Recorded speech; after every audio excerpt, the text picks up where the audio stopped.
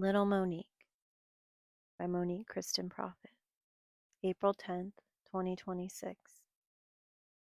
I stood on a boat with a glass bottom on my way to see the spruce goose when I was 7.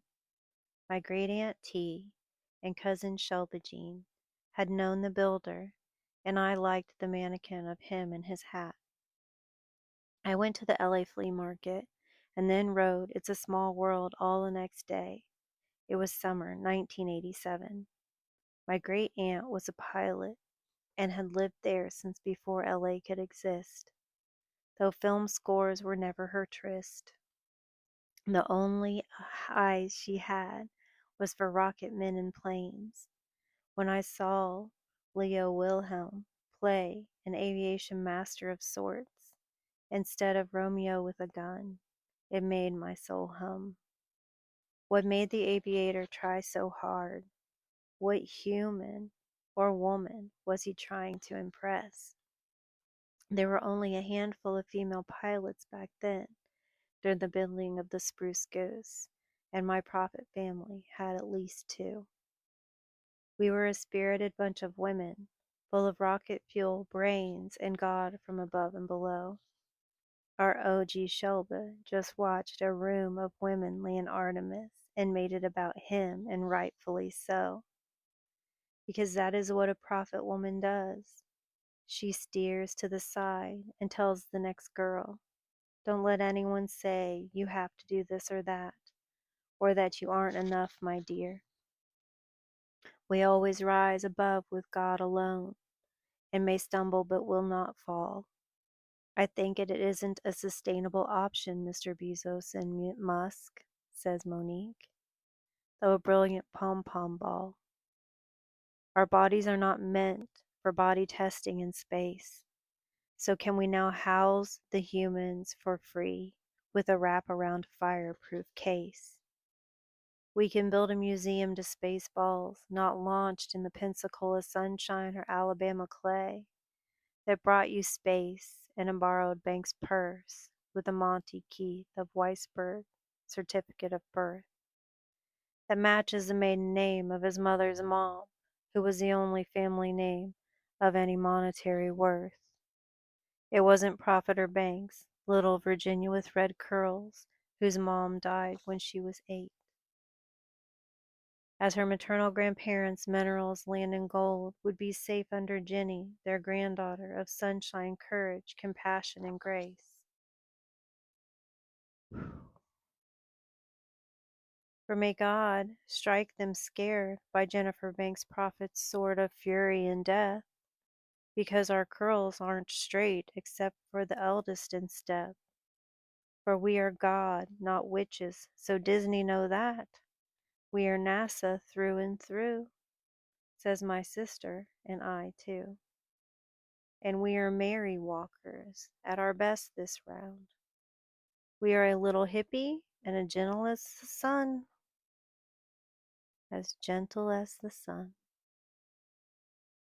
We are also now all Americans, waiting to see what you do next with your funds.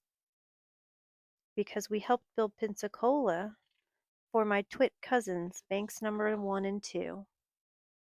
From my black diamond, owned by my pop, with a coal mine. Did you know him? He was 7'2". He came from North Carolina, and his granddaughter is a scientist savant with no school but only books and numbers to keep busy while in the mines stirring stew. Now the first man of color has gone around the moon, and in pure photographer prophet form, I can't be in the photo, Shelba Jean mode, she kindly would have said, allow me to see the cheer of NASA's face as SpaceX takes a bow out of the crowd to the stands to see what it truly takes to maintain life outside of Earth for the sake of Amazon drivers' livelihoods being used with silly authority. So top 10 NASA moments now from Monique, because she loves Letterman, I say. Please house the humans with your fireproof Shell in Southside, LA. They are still foster kids there, Jeff, so be cool and throw them some bread instead of space programs that always did knowingly resist.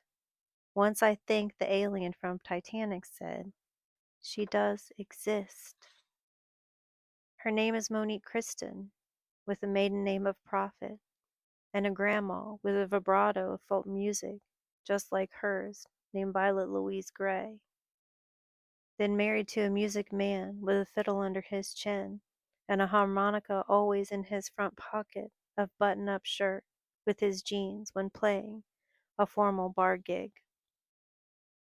Where Violet Gray could watch with his chin, where Violet Gray he could watch with his chin turned down because he played by ear and couldn't really read that well to write his music in the right tune from a fiddle and a harp poet of compassion and a golden love for his Violet Louise, who went by Louise, Wheezy to her friends. I sing like her, as art was never really a prophet trend. My grandma and grandpa wrote songs every day about his tour in Patton's Second Army in World War II, I'd say. But no one soul cared, while the sparrow in a coal miner's cape could sing like a hummingbird in tune, with a vibrato on Chicago's Rodeo Drive. When you take the Kentucky accent out of a child who had to only go from a pasture with a trailer to a house on US 40 that only now exists in her childhood pictures and mind, Lakeshore Drive moved over to the other side of the bank facing Wrigley Field and such. A little Monique and little Monique went to her last game a few moments before the beginning of January of '95. She found she had a light inside of her named Jordan Madison Prophet. And she walked away from North Chicago's Rodeo Drive. For good, unless Big Head Todd and the Monsters or the Gorillas are in town. But Water Tower is her favorite spot for a movie and some food of any kind. I've yet to find the perfect dessert with my food card pass to the world, though. Just crappy cupcakes.